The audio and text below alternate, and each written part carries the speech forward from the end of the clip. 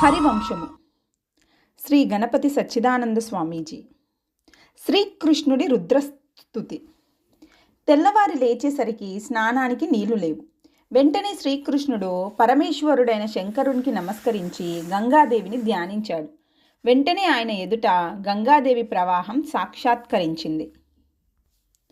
శ్రీకృష్ణుడు ఆ గంగా ప్రవాహానికి పూజ చేసి స్నానం చేసి దగ్గరలో ఉన్న మారేడు చెట్ల దళాలను తనే కోసి తెచ్చుకొని ఆ గంగాజలంలో బిల్వ దళాలను నిలిపి ఆ దళాల మీదకు రుద్రదేవుణ్ణి ఆవాహన చేసేసరికి పార్వతీదేవితోనూ ప్రమథ గణాలతోనూ కలిసి శంకరుడు అక్కడ ప్రత్యక్షంగా నిలిచాడు. అప్పుడు శ్రీకృష్ణుడు శంకరుడికి అర్చన చేసి ఈ విధంగా స్తోత్రం చేశాడు.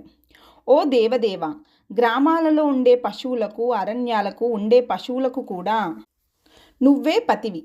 బంధాలు కలిగిన జీవులే పశువులు. అలాంటి పశువులందరికీ నీవే పతివి.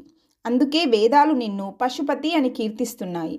ఆ జీవులందరినీ కదిలించే చైతన్యానివి నువ్వే. అందుకే నువ్వు పశుపతివి మాత్రమే కాదు, ఈ జగత్తు మొత్తానికి పతివి. అంతేకాక దేవతలను ద్వేషించే రాక్షసులను సంహరించేవాడవు నీవే. దేవదేవా, నేను, బ్రహ్మదేవుడు, కపిలుడు, అనంతుడు, బ్రహ్మపుత్రులైన సనక సనందానాదులు, ఇతర దేవతావీరులు అందరూ కూడా నీ నుండి పుట్టినవారమే. ఈ విధంగా నువ్వు సర్వేశ్వరుడవు, అందరికీ కారణమైన వాడవు. అందుకే స్తుతించదగిన వాడవు నీవు ఒక్కడివే అని ఈ విధంగా శ్రీకృష్ణుడు వేదమంత్రాలలోని పదాలని శ్లోకాలుగా కూర్చి 13 శ్లోకాలలో అద్భుతమైన స్తోత్రం చేశాడు. ఆ స్తోత్రం విన్న శంకర భగవానుడు తన కుడి చేయి ఎత్తి ఆశీర్వదిస్తూ ఇలా అన్నాడు. ఓ దేవతాశ్రేష్ఠ, నువ్వు కోరినవన్నీ లభిస్తాయి. నువ్వు కోరుకున్న పారిజాత వృక్షాన్ని కూడా నువ్వు నిర్విఘ్నంగా తీసుకొని పోగలవు. ఈ విషయంలో నువ్వు కలతపడవలసిన పని లేదు.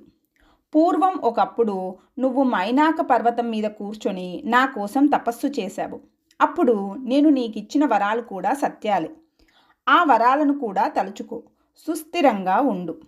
నిన్ను ఎవరూ వధించలేరు.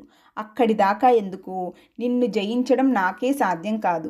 నువ్వు నాకంటే మహావీరుడవు అవుతావని అప్పుడే నీకు వరం ఇచ్చాను. దానికి తిరుగులేదు. ఓ ధర్మజ్ఞ, నువ్వు ఇప్పుడు చేసిన ఈ శివస్తోత్రం అపూర్వమైనది. ఈ స్తోత్రంలో నన్ను స్తుతించిన వాడు ఎవడైనా సరే పరిపూర్ణమైన ధర్మాన్ని, గౌరవాన్ని, యుద్ధాలలో విజయాన్ని పొందగలడు. ఓ దేవేశ్వర, ఇక్కడ గంగాజలంతో బిల్వదళం మీద నువ్వు నన్ను ఆవాహన చేసి అర్చన చేశావు. అందువల్ల నేను ఇక్కడ బిల్వోదకేశ్వరుడు అనే పేరుతో లింగ రూపంలో శాశ్వతంగా ఉండిపోతాను. ఈ బిల్వోదకేశ్వర లింగాన్ని సేవించిన వారందరి కోరికలు తీరుస్తాను. ఓ కేశవ, జనార్దన, జ్ఞాన మార్గంలో నన్ను ఉపాసిస్తూ ఇక్కడ 3 రాత్రులు ఉండి ఉపవాసం చేసిన భక్తులు తాము కోరుకున్న ఉత్తమ లోకాలను పొందుతారు. ఈ పర్వతం మీద నువ్వు సృష్టించిన ఈ నది అవిద్యా నది అనే పేరుతో ప్రసిద్ధిలోకి వస్తుంది. ఇది సాక్షాత్తుగా గంగే కనుక ఇక్కడ మంత్రపూర్వకంగా స్నానం చేసిన వారికి గంగా స్నాన ఫలితం లభిస్తుంది. ఈ పర్వతం మీదికి నువ్వు వచ్చిన అసలు పనేమిటో నాకు తెలుసు. కొంతమంది మహాబలవంతులైన రాక్షసులు ఇక్కడి భూగర్భంలో షట్పురము అనే పేరుతో ఒక మహానగరాన్ని నిర్మించుకొని నివసిస్తున్నారు. వాళ్ళు చాలా దుష్టాత్ములు. ఇక్కడ దాగి ఉండి ఎవరికీ దొరకకుండా దొంగ దెబ్బలు తీస్తూ జగత్తును పీడిస్తున్నారు. దేవదేవా, బ్రహ్మదేవుడి వరప్రభావం వల్ల ఈ రాక్షసులను సంహరించటం దేవతల వల్ల కాదు. నువ్వు ఇప్పుడు మానవ రూపంలో ఉన్నావు కనుక నువ్వు వారిని సంహరించగలవు. ఆ పనిని త్వరగా పూర్తి చెయ్యి అని మహాదేవుడైన శంకరుడు ఈ విధంగా శ్రీకృష్ణుడికి వరాలిచ్చి ఆయనను కౌగిలించుకొని అంతర్ధానమైపోయాడు. ఆ విధంగా శంకరదేవుడు షట్పుర నగర వ్యవహారం గుర్తు చేసేసరికి శ్రీకృష్ణుడు పారియాత్రా పర్వత దేవతను పిలిచి ఇలా చెప్పాడు. పర్వతరాజా, నీ క్రింద ఘోరాతి ఘోరులైన రాక్షసులు నివసిస్తున్నారు. వారు నీ కొండలోని ఒక గుహను ద్వారంగా చేసుకొని రాకపోకలు సాగిస్తున్నారు. నేను ఇప్పుడు ఆ గుహను సంపూర్ణంగా మూసివేయబోతున్నాను. నువ్వు కొంచెం సహకరించు. ఎందుకంటే ఆ రాక్షసులు ప్రస్తుతం లోపలే ఉన్నారు. ఇప్పుడు గనక ఆ ద్వారాన్ని గట్టిగా మూసివేస్తే వాళ్ళు ఇక బయటికి రాలేక లోపలే ఉండి అక్కడే నశించిపోతారు. ఈ గుహను మూసివేసినాక నీ రక్షణ కోసం నేను ఇక్కడే స్వయంభూమూర్తిగా ఉండిపోతాను. కష్టపడి ఇక్కడి దాకా పైకెక్కి నా స్వయంభూమూర్తిని దర్శించిన వారికి 1000 గోవుల దానాన్ని చేసిన ఫలితం లభిస్తుంది. అంతేకాదు, నీ పర్వతంలోని శిలతో నా ప్రతిమను చెక్కించి ఇంట్లో పెట్టుకొని పూజ చేసుకునే వారికి కూడా నా వైకుంఠ లోకం లభిస్తుంది అని.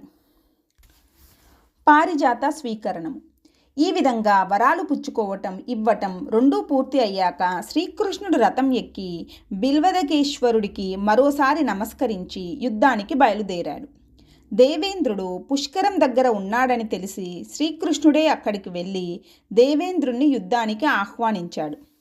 అప్పటికీ ఐరావత గజేంద్రం పూర్తిగా కోలుకోలేదు కనుక దేవేంద్రుడు జయంతుడి రథంలోనే కూర్చొని యుద్ధానికి సిద్ధమయ్యాడు. ఈ యుద్ధంలో విచిత్రం ఏమిటంటే శ్రీకృష్ణుడు దేవేంద్రుడి మీదికి కానీ దేవేంద్రుడు శ్రీకృష్ణుడి మీదికి కానీ సూటిగా బాణాలు వేసుకోవడం లేదు. అయినా యుద్ధం కొనసాగిస్తూనే ఉన్నారు. శ్రీకృష్ణుడు వేసిన బాణాలకు దేవేంద్రుడి రథశ్వాలు బాగా దెబ్బతిన్నాయి. అలాగే దేవేంద్రుడు ప్రయోగించిన బాణాలతో శ్రీకృష్ణుడి అశ్వాలు కూడా కప్పివేయబడినాయి. ఈలోగా ఐరావత గజేంద్రం కోలుకొని యుద్ధరంగంలోకి వచ్చింది. శ్రీకృష్ణుడు దాని మీదకి బాణాలు కురిపించాడు. దానికి ప్రతిగా దేవేంద్రుడు గరుత్మంతుడి మీద బాణాలు కురిపించాడు. వీరి యుద్ధపు దాటికి పరిసర ప్రాంతాలలో భూమి కంపించింది. కొన్ని వందల వృక్షాలు కూలిపోయాయి. ఈ యుద్ధాన్ని గమనించిన మహర్షులు అనేక మంది మనస్సులో బాధపడి యుద్ధశాంతి కోసం శాంతి మంత్రాలు జపించారు. ఆ పరిసర గ్రామాలలో ఉండే బ్రాహ్మణోత్తములు కూడా ఇతర అనుష్ఠానాలు మాని శాంతి మంత్రాలనే జపించారు. ఈ దశలో బ్రహ్మదేవుడు కశ్యప మహర్షి ఎదుట సాక్షాత్కరించి, నాయనా, నువ్వు నీ భార్యతో కలిసి వెళ్ళు, నీ పుత్రుల యుద్ధాన్ని నివారించు అని చెప్పాడు. ఆ విధంగా బ్రహ్మదేవుడి ఆజ్ఞ కాగానే కశ్యప మహర్షి చిత్తం అని అంగీకరించి ఒక దేవరథమెక్కి సరాసరి శ్రీకృష్ణ దేవేంద్రుల మధ్యలో కిందికి దిగాడు. వారిద్దరినీ చూస్తూనే శ్రీకృష్ణ దేవేంద్రులు యుద్ధం ఆపేసి రథాలు దిగి ఆయుధాలను ప్రక్కన పెట్టి తల్లిదండ్రులకు పాదాభివందనాలు చేశారు. అప్పుడు పరమ వృద్ధురాలైన అదితిదేవి పుత్రులిద్దరినీ చెరో చేత్తోనూ దగ్గరకు తీసుకొని కౌగిలించుకొని ఇలా హితువు పలకసాగింది. నాయనలారా, సోదరులు కాని వాళ్ళలాగా ఒకళ్ళనొకళ్ళు చంపుకోవాలని ప్రయత్నం చేస్తున్నారే, ఇదేం పని? ఇంతకు మీరు దేనికోసం పోట్లాడుకుంటున్నారు? ఆ వస్తువు ఏదైనా మహారాజ్యమా? అది ఒక చిన్న చెట్టు, దానికోసం ఇంత యుద్ధమా? ఇది నా పుత్రులు చేయదగిన పనేనా? మీ తండ్రి దేవతలకు కూడా ప్రజాపతి.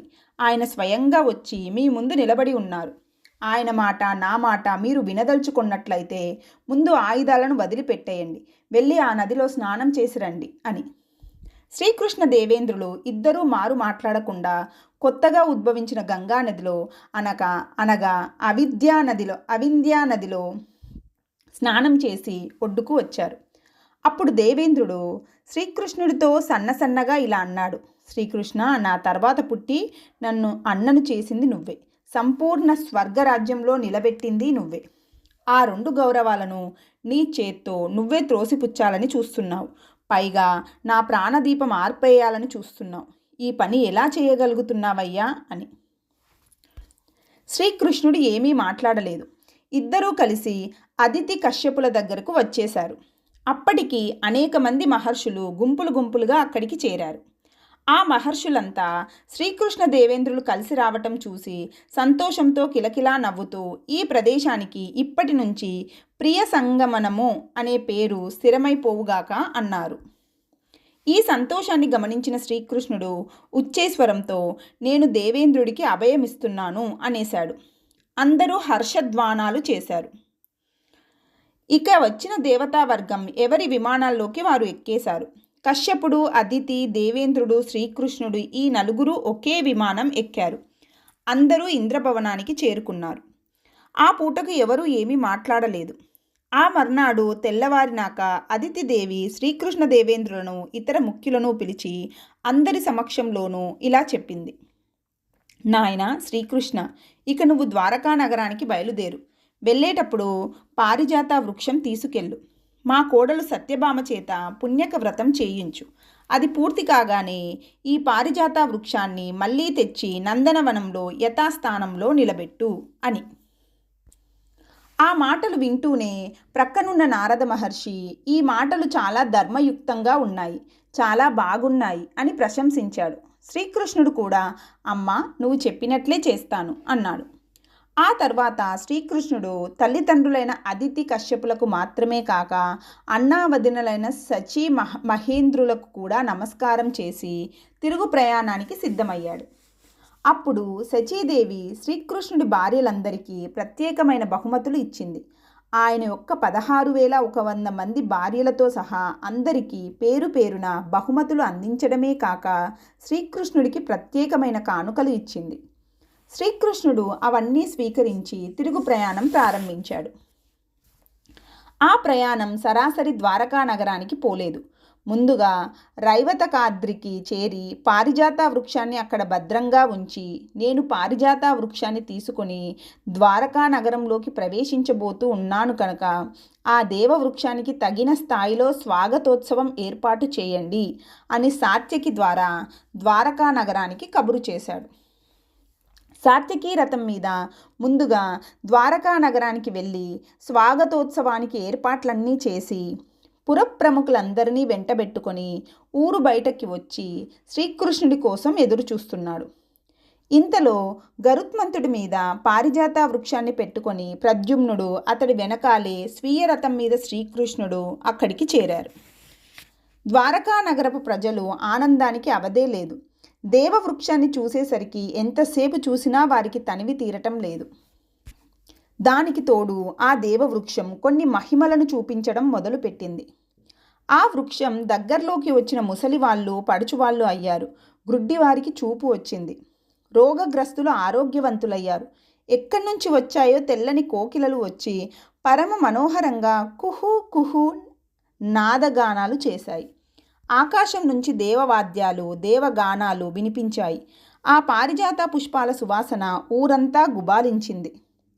నగర ప్రవేశం చేసిన శ్రీకృష్ణుడు ముందుగా తన తల్లిదండ్రుల భ్రవనానికి వెళ్ళాడు.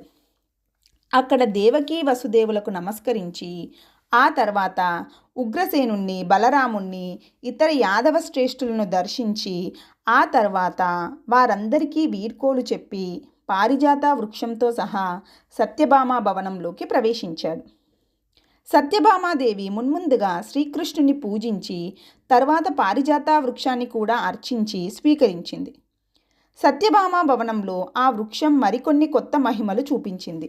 ఉదాహరణకు శ్రీకృష్ణుడు వృక్షం పెద్దది కావాలి అని లోపల అనుకోగానే ద్వారకా నగరం మొత్తాన్ని కప్పివేసేటంత మహోన్నతంగా పెరిగిపోయింది. శ్రీకృష్ణుడు అది చిన్నది కావాలి అనుకోగానే బొటన వ్రేలంత చిన్నదిగా మారిపోయింది. ఈ ఆశ్చర్యాలన్నీ చూసి సత్యభామ మందిరంలోని వారంతా ఆశ్చర్యపోతూ ఆ వృక్షం చుట్టూ తిరిగారు. పుణ్యక వ్రతం. తన కోరిక ఇలా లోకోత్తరంగా తీరినందుకు సత్యభామాదేవి ఆనందానికి అంతే లేదు. ఆమె ఇక ఆలస్యం చేయకుండా పుణ్యక వ్రతానికి కావలసిన సామాగ్రిని సిద్ధం చేసుకోవడంలో మునిగిపోయింది. శ్రీకృష్ణుడు ఆమెకు అన్ని విధాలా సహకరించాడు. భారతదేశంలోనే కాదు, భారత వర్షంలోనే కాదు, జంబుద్వీపం మొత్తం మీద ఎక్కడెక్కడ ప్రశస్తమైన పూజా ద్రవ్యాలు ఉన్నాయో వాటినన్నింటినీ శ్రీకృష్ణుడు సేకరించి పెట్టాడు. ఇక ఈ పుణ్యక వ్రతంలో శ్రీకృష్ణుడి దానం స్వీకరించేందుకు ఉత్తమ వ్యక్తి కావాలి. శ్రీకృష్ణుడంతటి వాణ్ణి మామూలు బ్రాహ్మణుడికి ఎలా ఇచ్చేస్తాం అని సత్యభామ మదనపడుతూ ఉంటే శ్రీకృష్ణుడు దేవర్షి నారదుని పిలిస్తే బాగుంటుంది అన్నాడు.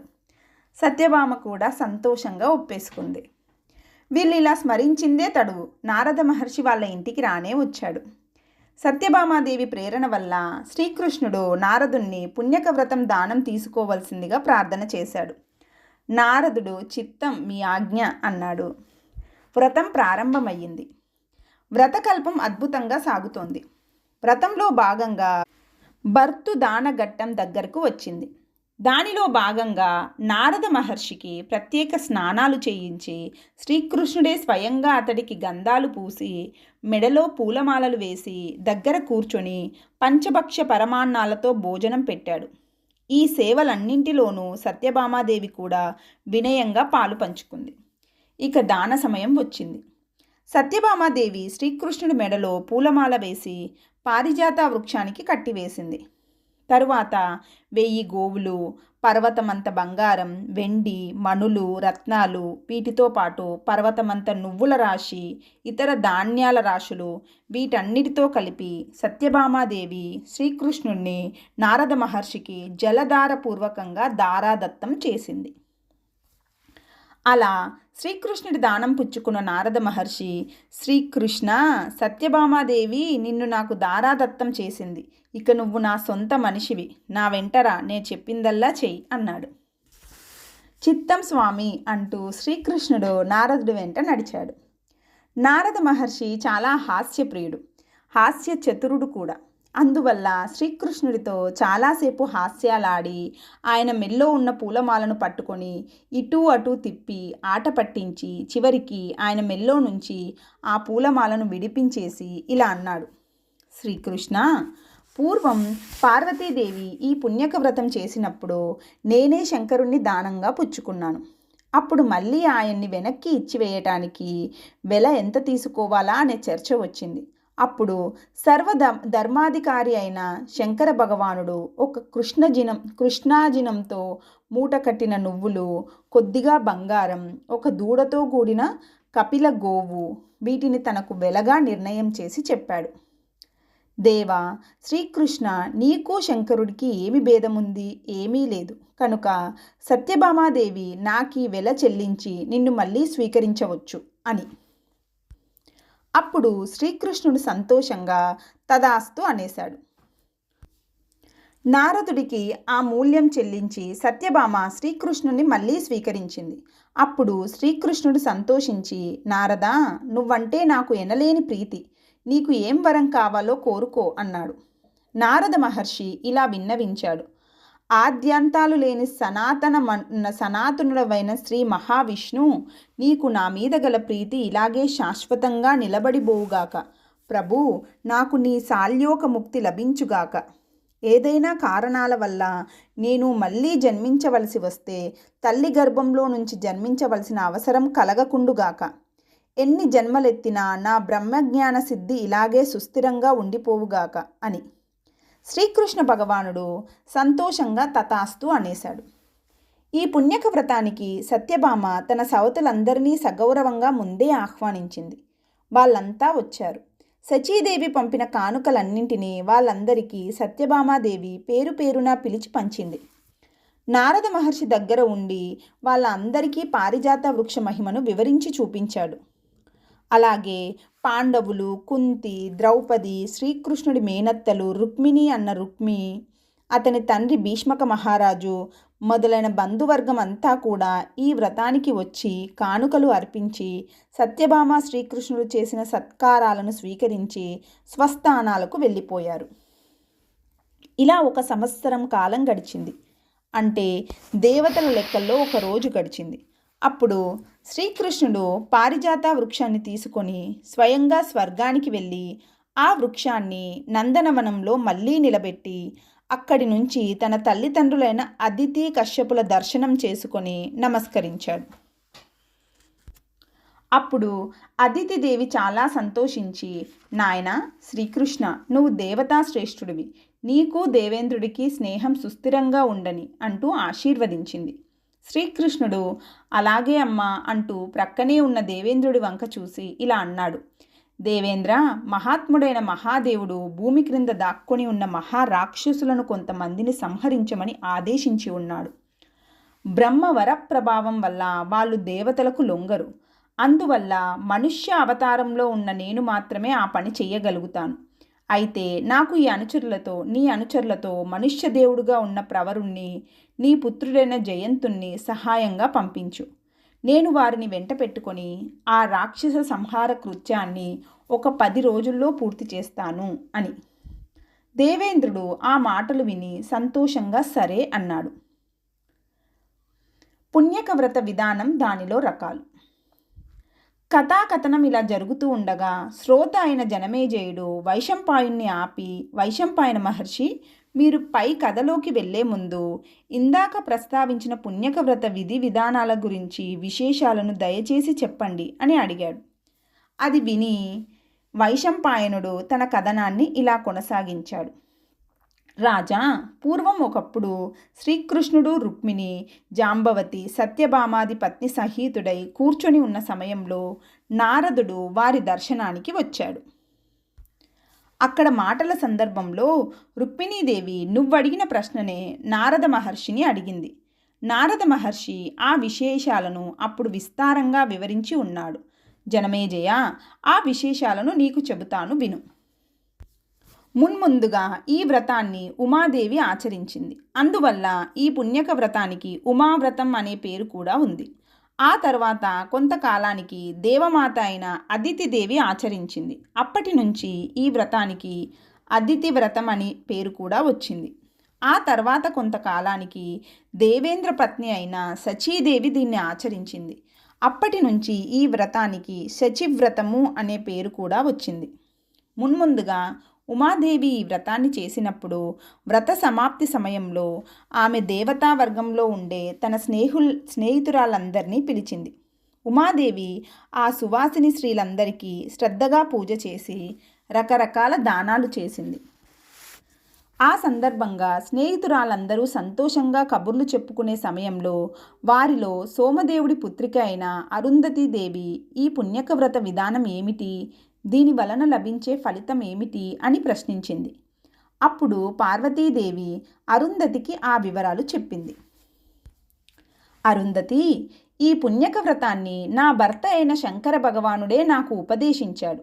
దీర్ఘమైన ఐదవతనము, సంతానము, సౌభాగ్యము, సౌందర్యము మొదలైన కోరికలను కోరుకునే ముత్తైదువు ఈ వ్రతాన్ని ఆచరించాలి. నిజానికి ఇవన్నీ కోరుకున్న స్త్రీ మున్ముందుగా తన పాతివ్రత్యాన్ని పెంచుకోవాలి. పాతివ్రత్య విషయంలో పొరపాటు పడ్డ స్త్రీకి ఎన్ని వ్రతాలు చేసినా ఏమీ ఫలితం ఉండదు.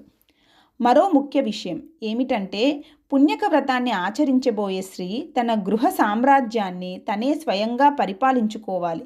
అంటే తన ఇంటిని, పెరిటిని తనే ఊడ్చుకోవాలి, తనే కడుక్కోవాలి, తనే ఆవు పేడతో అలుక్కోవాలి, తన భర్తను తనే సేవలు చేసుకోవాలి. నిజానికి ఈ నియమాలన్నీ పాటించే సువాసిని స్త్రీకి వేరే వ్రతాలతో పనే లేదు. ఇవన్నీ ఆచరిస్తూ విశేషంగా పతి యొక్క అనుకూల్యాన్ని, ఇందాక చెప్పిన ఇతర కోరికల్ని కోరుకునే స్త్రీ భర్త యొక్క అనుమతి లభించినప్పుడు మాత్రమే పుణ్యక వ్రతాన్ని ఆచరించాలి. ఈ వ్రతాన్ని ఆచరించే స్త్రీ ఇంట్లో మంకుపట్టు పట్టడం, చిర్రుబుర్రులాడటం, అయినదానికి కానిదానికి కన్నీళ్లు కార్చటం వంటి దుందుడు పనులు చేయనే రాదు. విశేషించి ఈ వ్రత విధాన సమయంలో అసలే చేయరాదు. ఈ వ్రతానికి చెప్పిన విధానం, దానికి సంబంధించిన ఉపవాసాలు, పూజలు మొదలైనవన్నీ నేను ఎలా చేశానో మీరు చూశారు. ఇవన్నీ నాకు నా భర్త అయిన శంకరదేవుడు చెప్పిన విధానాలే.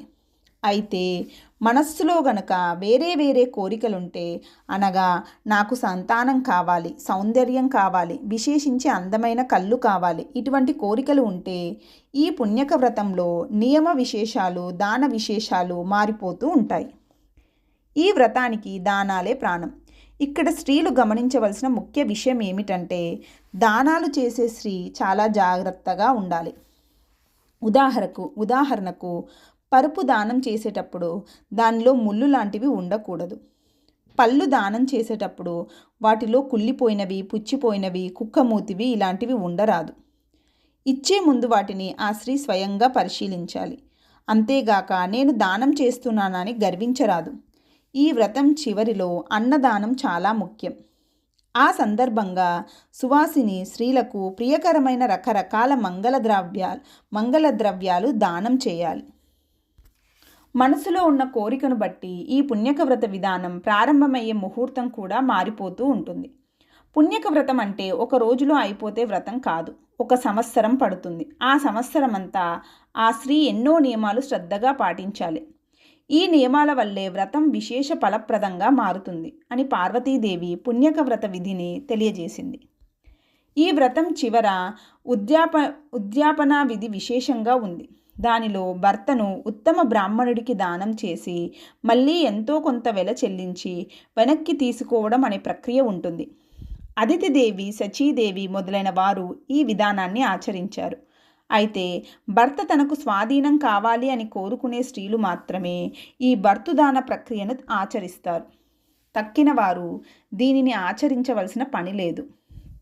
ఇలా పుణ్యక వ్రత విధానాన్ని, దీనిలో గల అవాంతర భేదాలను అరుంధతి పార్వతి సంవాదంగా సంగ్రహంగా వివరించిన నారద మహర్షి రుక్మిణి, జాంబవతి మొదలైన శ్రీకృష్ణ పత్నులను కూడా ఈ వ్రతాన్ని ఆచరించమని ప్రోత్సహించాడు. శ్రీకృష్ణుడు దానికి అనుమతించాడు. అందువల్ల రుక్మిణీదేవి మొదలైన శ్రీకృష్ణ పత్నులు చాలామంది ఈ వ్రత విధానంలోని దానాలు మొదలైన వాటిని తమ సంకల్పాలను అనుగుణంగా కొంత మార్చుకుంటూ వచ్చారు. మానవ స్త్రీలు మాత్రమే కాక దేవతా స్త్రీలు కూడా అనేక మంది ఈ వ్రతాన్ని ఆచరించారు. జనమేజయ మహారాజా, నువ్వు కోరినందువల్ల పుణ్యక వ్రత విధాన విశేషాలను నీకు వివరించారు. ఇక నీకు ఏమి వినాలని కోరుకుంటున్నావు అని వైశంపాయన మహర్షి అడిగాడు.